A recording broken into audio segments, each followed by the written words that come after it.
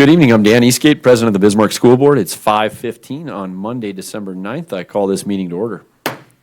Welcome and thank you for joining us both here and also online. You can find our agenda and follow along online under the School Board tab at bismarckschools.org. Mr. Scheer, will you call the roll, please? Mr. Eastgate? Here. Mr. Hager? Here. Mr. Lee? Here. Mrs. Peterson? Here. Ms. Presky? Here. All board members are present and accounted for. Dr. Johnson, would you please lead us in the Pledge of Allegiance?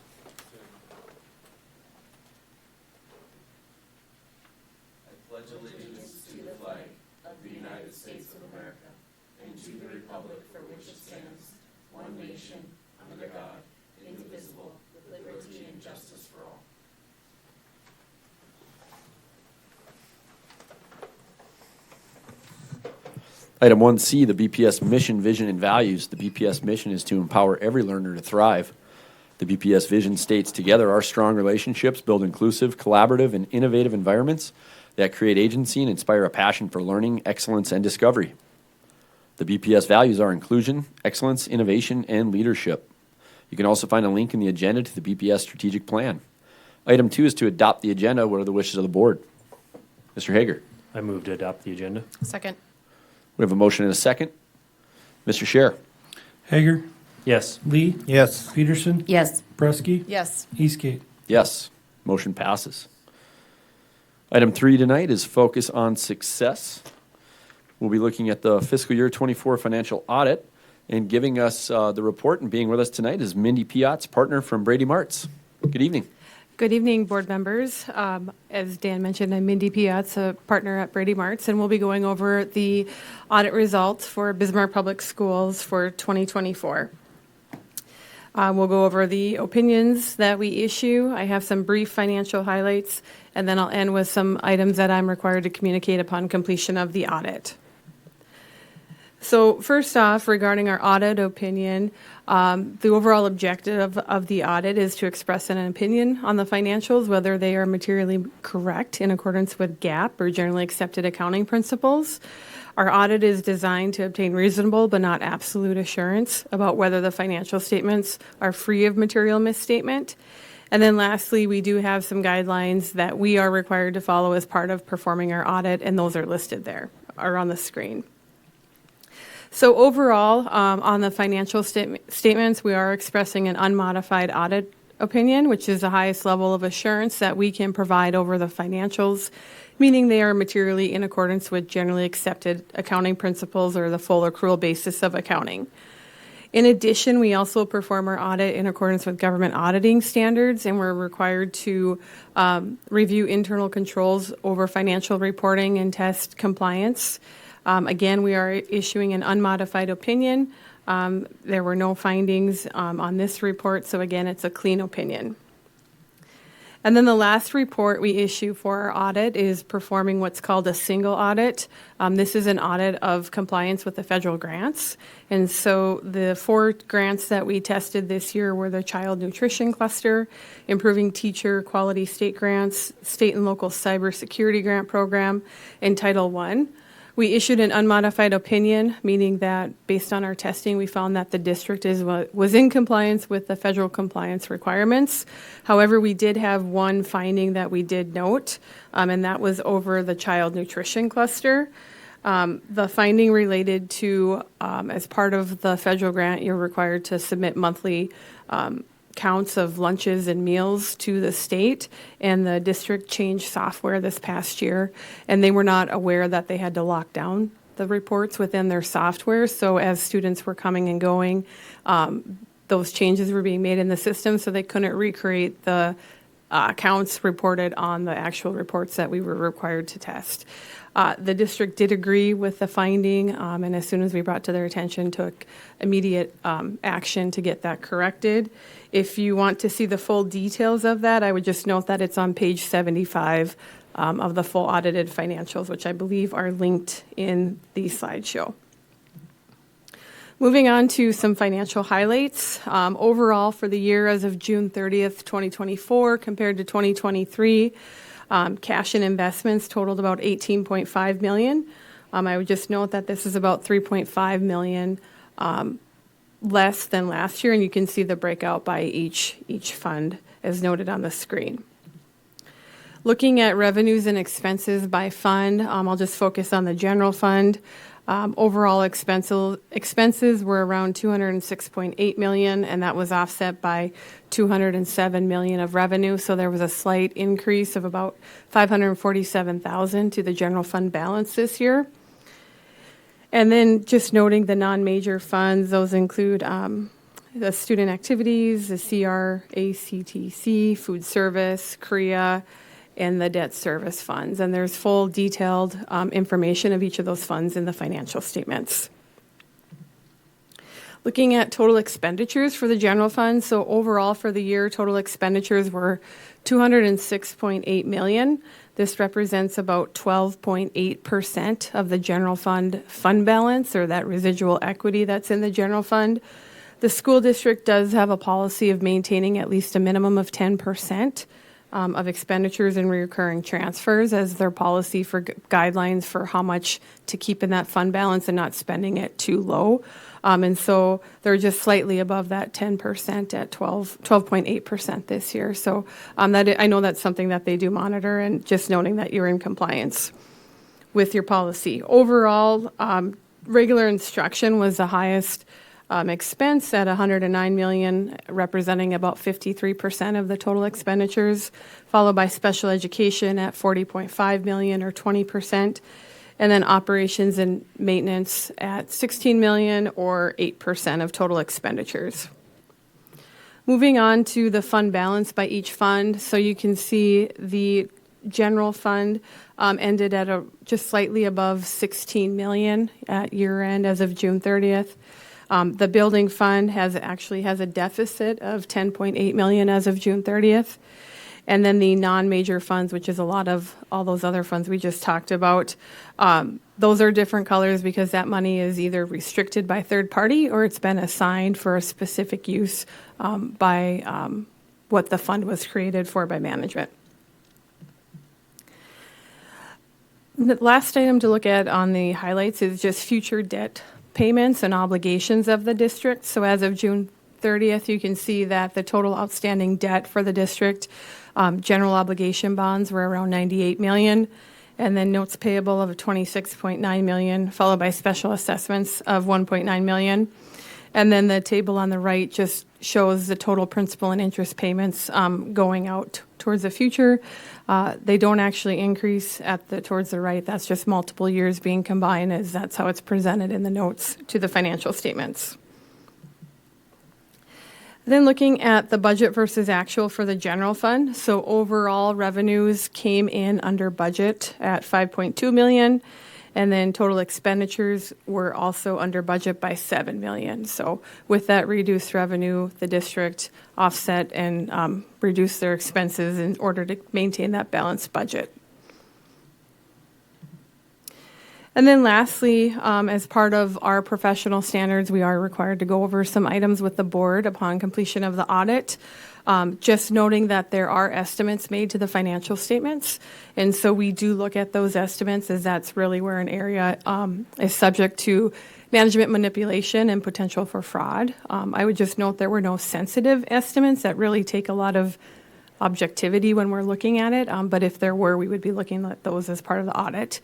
We also were not aware of any kind of unusual transactions, nor did we have any difficulties or disagreements conducting the audit.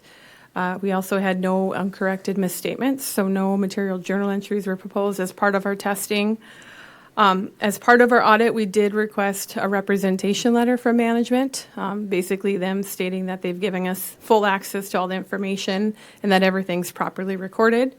And then we're also not aware that they've consulted with another accountant or auditor regarding our audit opinion or an accounting policy. And then the last item to go over, just noting that we did issue a separate letter, what's called a management letter. So this is an item that doesn't rise to the level of being a finding. However, it's an area for improvement. The item related to during our expenditure testing, we noted that the overtime for an employee was not charged the same way that that employee's time was charged. That employee works on a federal grant, and so her time was charged to a federal grant. In talking with the accounting staff, it's not It's not often that there's overtime by the employees, and so it's a manual procedure that they have to do on their end to reallocate that overtime time.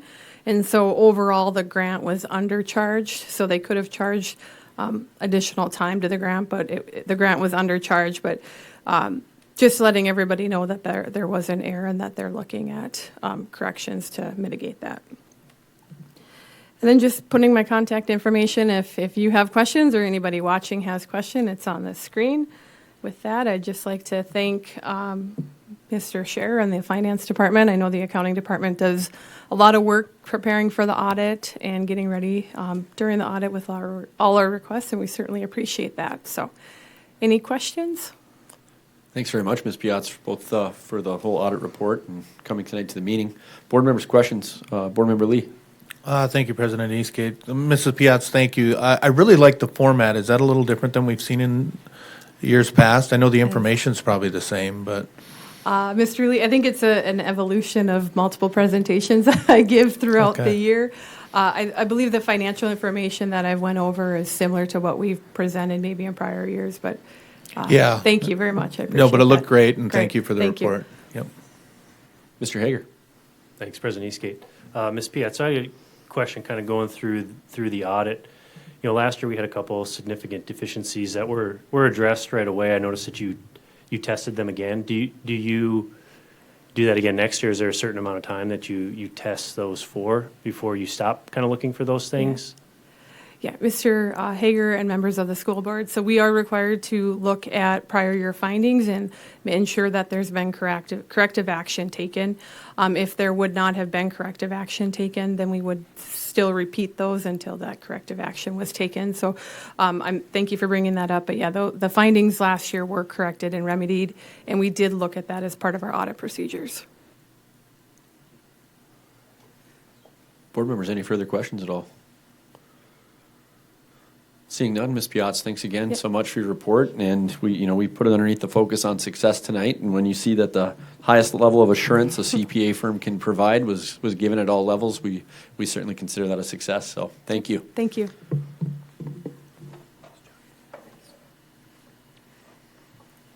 Moving on the agenda to item 4, it's public comment. The board recognizes the central role parents play in the education of their children and support active parent involvement in the educational process. The board's practice of public comment reflects and aligns with policy BCBA and the spirit of its intent. For classroom issues, it's best to follow the chain of command. First to the teacher, then the principal, then the assistant superintendent, and ultimately to the superintendent. For district-wide issues, please reach out to Dr. Fosnot. If you do speak tonight, we simply ask that you be responsible, be helpful, and be respectful. Our BPS students deserve to have adults model the expectations that we have for them. Groups urge to select one spokesperson. Individuals will be limited to no more than 4 minutes and will be notified with 30 seconds remaining to conclude their remarks. The board will not debate issues as presented. We'll take such matters under advisement. With that, please stand and approach the podium if you'd like to speak tonight. Public comment will now be closed.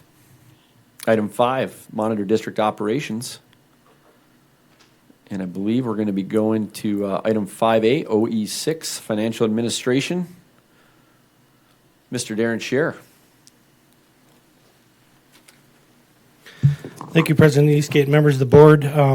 Just to maybe make a few comments on the audit. I really do feel like Bismarck Public Schools is blessed with probably the best accounting team in the state for school districts. Their business manager is mediocre, but the team is like superior.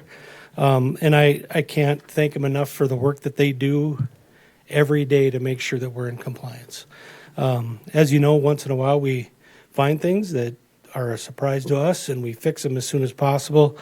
In regards to OE6, good news is we are recommending that all areas are in compliance. I actually don't have any areas that I would point out other than this is ending for last fiscal year. So, we did a balanced budget this year. You won't see that until next year. So that's all I had on this, and I'd answer any questions the board would have related to OE6. Thank you, Mr. Scherer. Board members, any questions?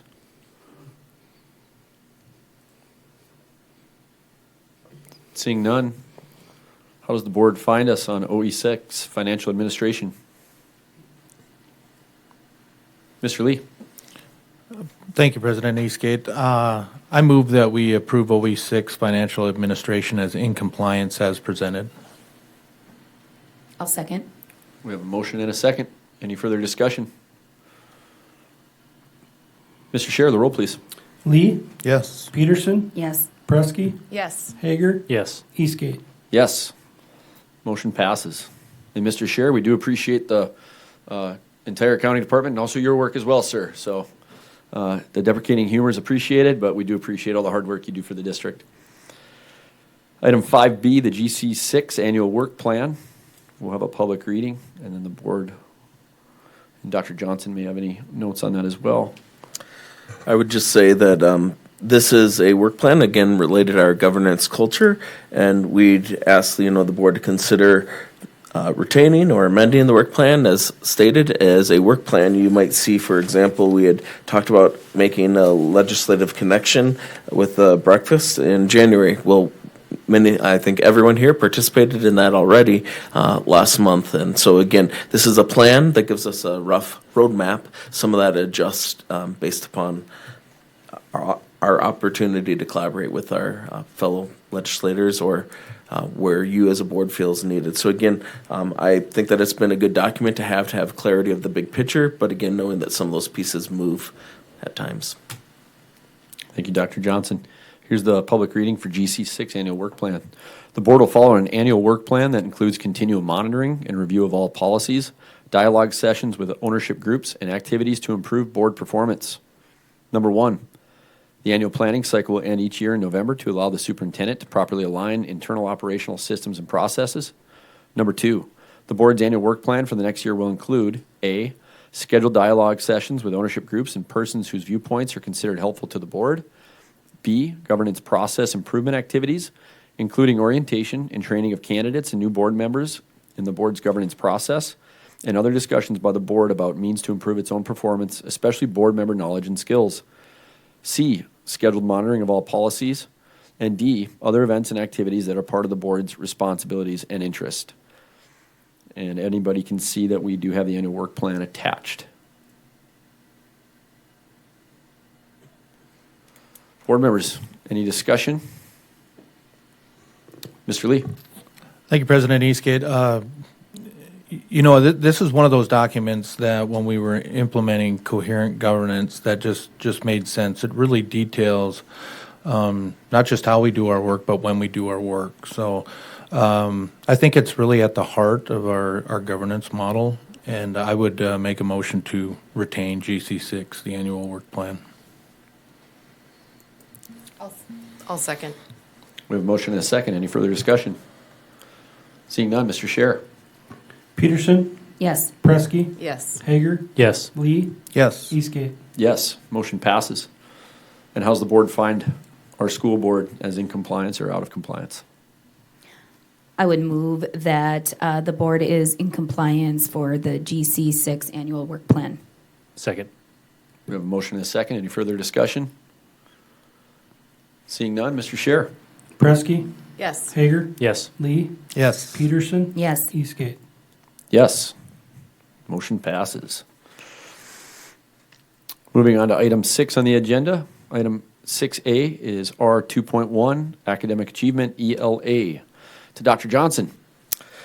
Yes, R21, President Eastgate and members of the board, as you know, our Learning Excellence Committee, chaired with Amanda Peterson, board member Peterson, has met and gave forward some recommendations regarding specifically changing ELA to a little bit broader of literacy and just really encompassing that literacy is present in many subject areas and experiences in that learning process. So with that, this is the second reading as it was brought last time, and we would recommend that you support and adopt the final changes as read and noted throughout the document that's attached. I'd stand for any questions prior to that, or maybe Board Member Peterson would as well. Board members, any questions? Mr. Lee. Thank you, President Eastgate. More a comment. I just view this as a good change. And I think we said this last time, there's a lot of red on here, which kind of makes it a little bit intimidating when you're making changes to a policy, but really at the heart of it, it just makes sense about, how we conduct our business now, just using different assessments. Literacy makes sense to me. I think all the changes are well thought out, and just my comment is I support these changes.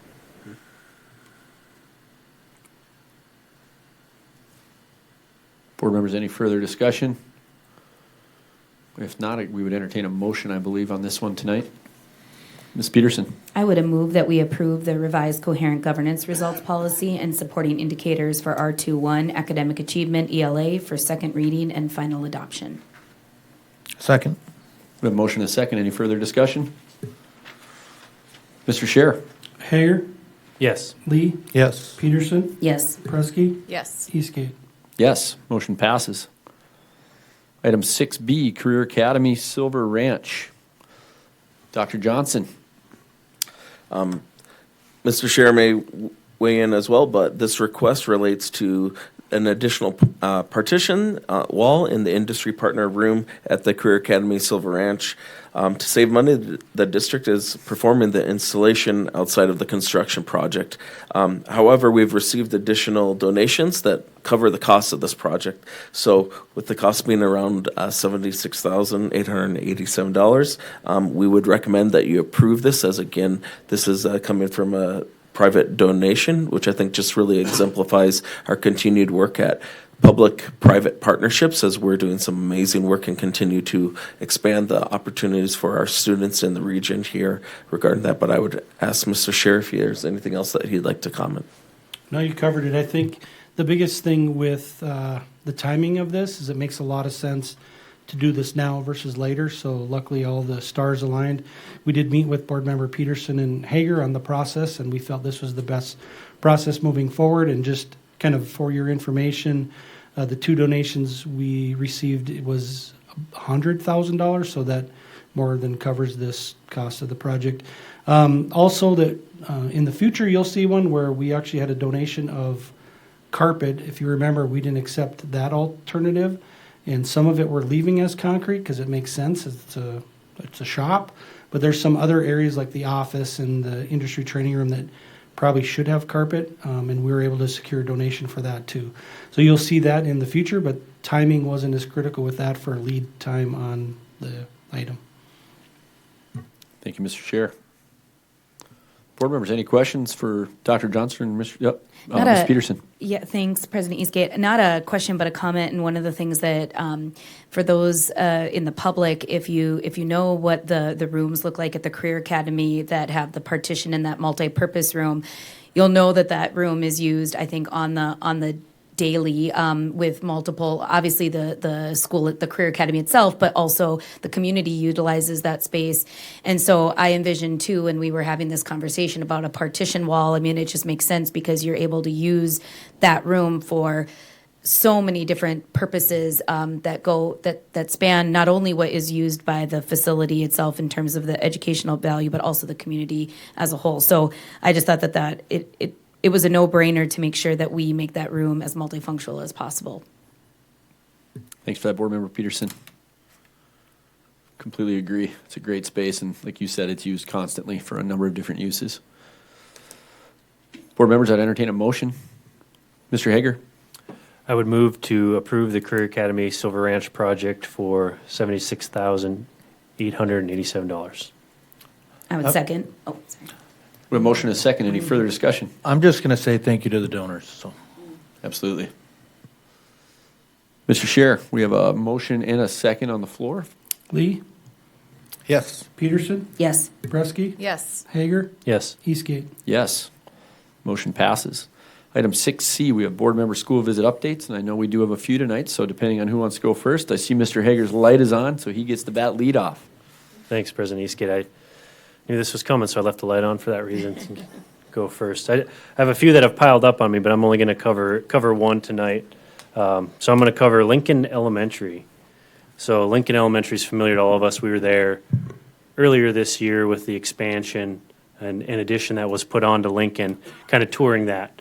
At the time when we were there, our obviously kids weren't in class quite yet, so there's a lot of boxes stacked up in some of those rooms. So I did have the opportunity to go down to those rooms and see them actually functioning as classrooms.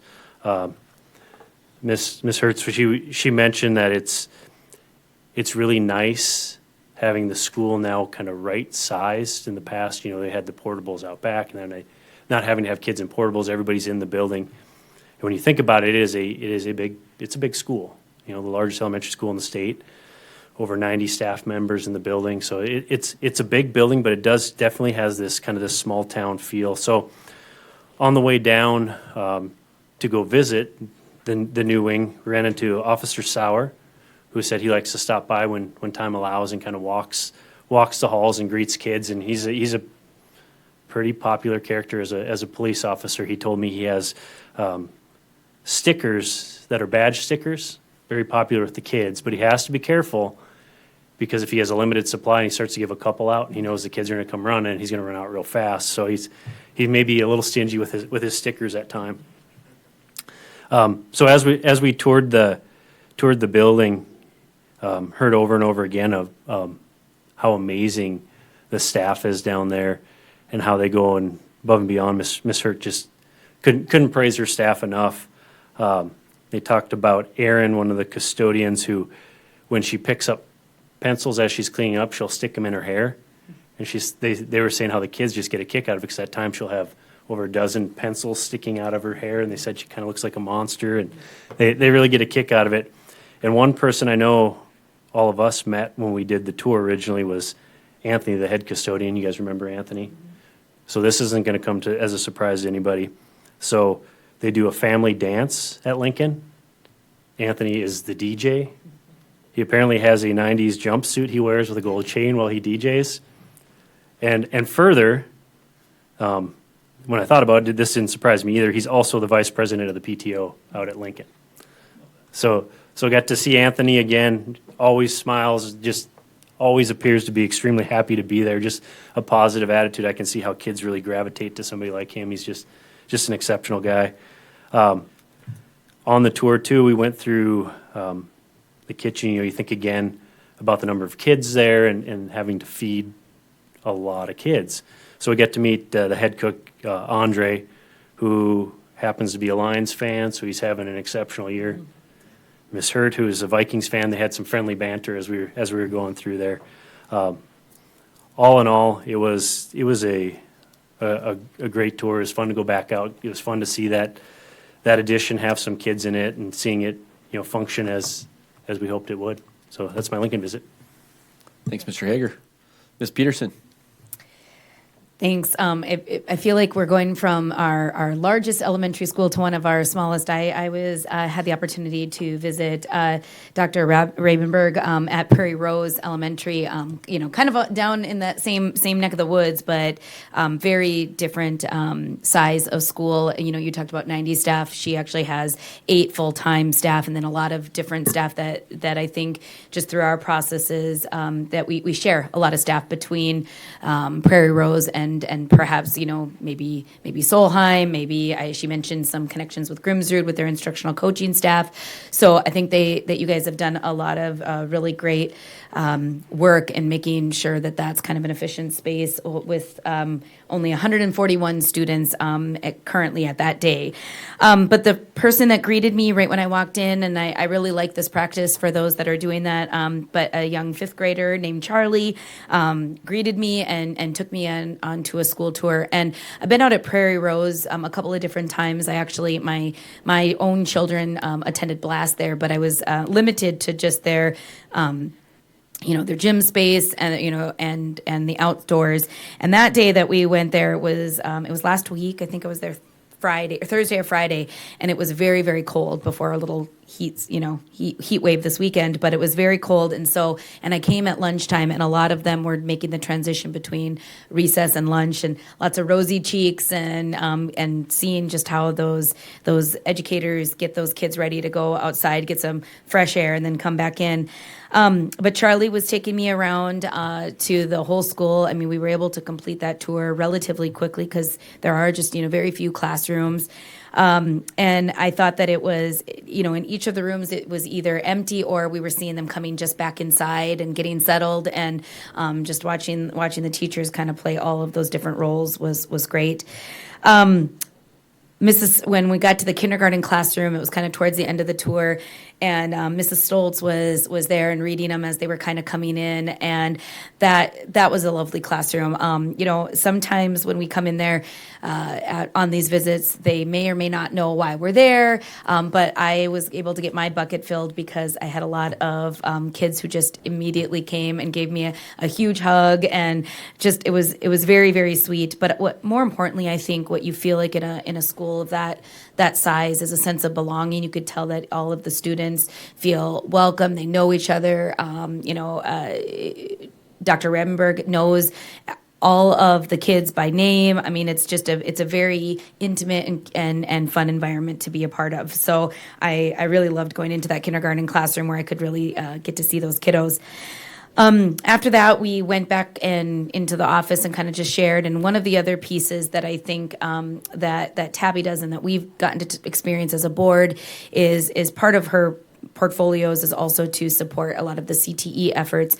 And I know that in the various committees and things that we've been talking about, and even with the strategic planning, we've definitely been talking about experiences such as like CTE for all or authentic learning experiences for all.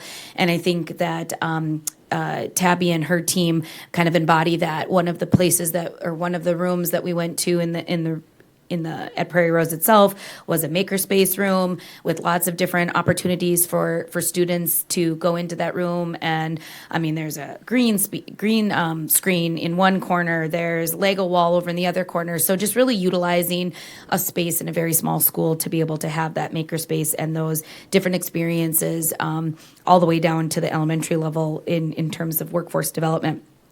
And I think that that ended up being kind of some of the conversations that we were having, is those just different opportunities that she's helped harness with some of the middle school work that she's been doing with the middle school experiences and authentic learning, and really just bringing that all together. So all in all, it was a really great visit.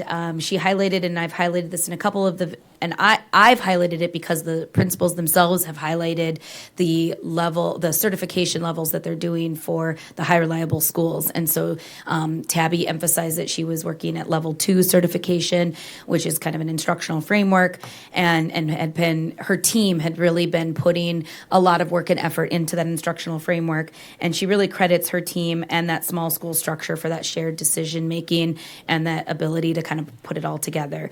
So it was a great visit. It was great to be there. Prairie Rose, the students and the staff are excelling in all areas, and it was just really, really nice that I got to go visit and spend some time down in that neck of the woods. Thanks a lot, Ms. Peterson. And Mr. Lee. Thank you, President Eastgate. Thank you for that report, Mrs. Peterson. One thing I would say is Dr. Ravenberg has been invaluable as far as expanding our CTE and writing grants. It's just been awesome. I mean, she is so in her wheelhouse and that stuff, and I just want her and the district to know how much we appreciate her work in CTE. It's been phenomenal. I had the pleasure of visiting some Wildcats from Wachter Middle School, which is home of the past 2 North Dakota Teachers of the Year, back-to-back. First, Mrs. Peterson, and this year, Mr. Bergerud. They're pretty proud of that, and they should be. Incredible school. I was able to tour the building with Principal Esplund, a former Northsider. I mean, I grew up with her. She still looks like she's in high school, and I look like I'm not. But it was fun to catch up with her, who, of course, she moved from an AP position at CHS into the principal position at Wachter. I believe it's her second year. Does that sound right? But I just asked her about the transition, and she felt it was very smooth, and it helps that she began her career teaching in a middle school in Brooklyn Center, Minnesota. And yeah, she just had nothing but good things to say. I visited on a Friday afternoon, and the halls were extremely quiet. It was almost eerie, and I'm like, am I in Wachter? I mean, am I in any middle school? But it was quiet until the bell rang. And the energy that was released at that point was absolutely phenomenal. I witnessed kids moving through the halls, in a very orderly yet exuberant fashion. I mean, you would all be so proud because it was mass organized chaos, and I didn't see anything that was out of place. Kids were very, they were just great. It was fun to see. Principal Esplin is very proud of their peer-to-peer program, how it's grown and how it gives kids leadership opportunities. I think most of our buildings that have a peer-to-peer would say the same thing, but she's exceptionally proud of theirs. Also a source of pride is their growing EL population, and Wachter works hard at helping those students become part of the fabric of their school. She shared some data with me. I believe one of the teams had 152 kids on the team. 53 were EL students, 30%. So the EL population is growing there, and it does create some challenges. But it's pretty cool. I mean, she really feels their staff has embraced them, and they do some really neat things. One thing I saw on social media was how they explore differences and similarities between cultures. And I thought this was so cool, but there was a good example they put out with kids sharing and celebrating the processes, techniques, and recipes for lefse and for tortillas, which it's incredible, right? I mean, pretty close, but very different products. And they had a lot of fun with that, and they took the finished products and compared and contrasted the two. But just one way that they weave some of the similarities and differences between cultures into their days, into their curriculums, which was cool. And that was, I believe, the sixth graders. And then she talked about the seventh graders, how they focus more on servant leadership. And when I was walking through, they were in the middle of reorganizing the Lost and Found. And if you've been in any of our schools, the Lost and Founds look like a bomb went off, right? And it did there. But it was really cool to see these seventh graders just sorting and hanging things up and making it look nice. It's pretty cool. So it's all part of that servant leadership. And they do many other things like wiping down tables and identifying needs in the community and filling those gaps. I think at one point they were part of the backpack program or packing meals for kids, and just a lot of cool things. So a lot of neat things going on there.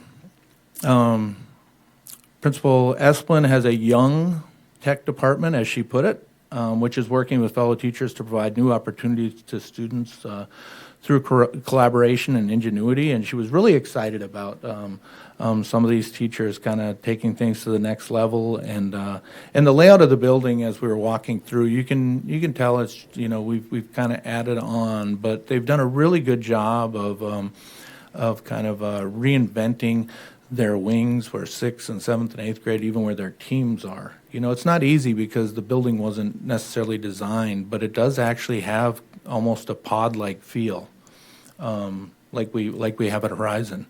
And then she took us by a few doors that Jason Middlestead had put in, and Darren Shear was instrumental in, that kind of locked down the school. If you've been in the school in the past few years to a game or a dance, you kind of, if you looked around, if you paid attention, you kind of look and go, oh man, anybody could run down that hallway. Well, they've kind of got those things shored up, and she feels a lot better about that the school is much more secure. She feels they have a very robust AVID programming that they're working to make systematic. She feels the strength of Wachter is their teachers. And she just really emphasized this, that they take care of the kids and they take care of each other. So that was pretty cool to hear. They work hard at teaming and ways to work together and collaborate on individual needs of students. And the staff truly embraces the kids. And I can tell you from experience, many of them couldn't see teaching in any other school because of, and I believe it's because of the difference they know they make every day. And it's pretty cool. There is so much pride with that school among the staff and teachers and the work they do each day, and they should be proud because they do a great job. Some of the challenging things now and in the future, I think she feels are staffing, and they lost one FTE at a time when the needs continue to grow, and I think we feel that somewhat district-wide. We're kind of trying to do more with less. I think we talk about that a lot, and Wachter is no different. I did ask about It's something we've talked about on the board, virtual learning. And we really had a great talk about systems and those systems needing to be in place so kids don't fall behind, and consistent monitoring to ensure that doesn't happen, which I thought was really good insight. So I just had a great visit to Wachter, and I enjoyed every minute of it. Now, I just want to make a comment because this is aside from my visit, but this is the only middle school I'm going to this year, and I can't remember if we reported out. I think Horizon was reported out on. Not sure who's Simley. Haven't gone there yet. So, one thing I just challenge board members on is you get into these schools, just try to understand, the MTSSB and how well it's working, because there are a lot of wins. There's a lot of good things going on and a lot of positive supports in place. But I do think, as we look in the future, virtual learning has a place. And I've talked to a number of middle school teachers over the past couple of years, and I know we continue to have some big challenges in our buildings. And I think one of the things, and Mr. Hager and I have talked about this, but one of the things the board should be monitoring is the building population at Renew Ed, and how many students being served are from Legacy, BHS, CHS, Wachter, Horizon, Simley. And looking at, is it equitable? Because I think there's a vein out there that feels it's not. I'm hearing so many needs at the middle school level, and where kids are denied placement at Renew Ed because of its capacity. And I'll say this, that's perfectly understandable. There is a capacity, like all of our buildings. There has to be. But I think we as a board need to look at creative things. And I'm just saying this from one board member's viewpoint, but even seriously considering Renew Ed being middle school only. And I say that because the high schools have other resources, as well as an alternative high school in South Central. And we have talked over the years about an alternative middle school, which I think is a great idea, but it's a funding thing. And to be honest, we haven't been discussing that lately, and I don't see that anywhere on the horizon in the next few years. So I think, when you think about it, I look at these buildings and the administrators, the principals and APs, when they're asking for a student to be placed in an alternative setting, I really believe that that's the last resort, and that's what's best for their building. So at that point, I feel like we have to have solutions in place. And I'm not saying we're doing anything wrong. I'm saying we can do better. And it's just one of the things we should take a look at. So that's it. Thank you. Thank you, Mr. Lee. Thank you to all board members for sharing on school visits. They continue to be a highlight on the agenda for me, and I'm sure most of the people listening out there. Moving on our agenda to item 7, it's the consent agenda. And as we get to this one, I just want to say anytime we have retirements on here, I feel like anybody that's retiring from BPS deserves a hat tip. It is hard when you have somebody that's on there that, personally to not say anything about. So Mrs. Larshis helped me get through the second grade, and made sure that I saw that learning and education can be really fun at a really young age. And I had a lot of great teachers at Miller Elementary, but she was certainly one of them. And I got to see her last year at her building on my school visit. So thank you very much, Mrs. Larshis. With that, what are the wishes of the board regarding the consent agenda? I move that we adopt the consent agenda. Second. Motion is second. Any further discussion? Seeing none, Mr. Scher. Peterson, Yes. Presky, Yes. Hager, Yes. Lee, Yes. Eastgate. Yes, motion passes. Lastly on the agenda, item 8 is the superintendent's report, and I should have probably mentioned at the beginning of the meeting that Dr. Fosnot is not playing hooky here tonight. Dr. Fosnot puts in tireless, endless hours with his BPS family, and this week we're glad that he's with his family on some vacation days. So with that, though, BPS also has 2 great assistant superintendents, and Dr. Ben Johnson taking the chair tonight. We certainly appreciate it, and Mr. Brad Barnhart as well to being with us. So, and Darren Scher, of course, always providing his help from the business manager's position. So we certainly appreciate the whole team that we have at central office. With that, Dr. Johnson, I don't know if we're going right to you or to Mr. Scher on 8A, major projects. I'll in just a second let it go to Mr. Scheer, but as I sat and prepared for this, as you indicated, with Dr. Foss not being absent, I got to visit with Miss Dawn Brown again, and just this was her last official agenda that put together, and so she's overseen. And I say overseen because she's our boss a little bit. 5 superintendents, including the interims over the time. So again, what a wonderful, dedicated career, and she will be missed by many. And there's a lot of things behind the scenes too that people will just be surprised. But again, we move forward. But just wanted to give her that public acknowledgement too, along with teachers. But that will be a mid-year change. And so again, congratulating her and the next phase that she's moving on with. But pleasure to be in one of the best school districts in the Upper Plains. I truly believe that, and I think that she sees that too from her vantage point. And with that, we'll talk about some of the last major projects there. So, Mr. Scheer. All right, thank you, Assistant Superintendent Dr. Johnson, President Eastgate, members of the board. So, a few pictures. We have stuff happening. So, we continue to pour concrete. Footings are all poured. Foundation walls are being poured. Interior pads will be poured. The good news is once we get all that poured, which should be hopefully pretty well complete here in the month of December, we'll start seeing structure go up right away because as you remember when we were doing the groundbreaking, they were unloading the building. So the building is here. So that'll go pretty fast. Temporary power is on site, which that's a nice thing for those workers to have that available.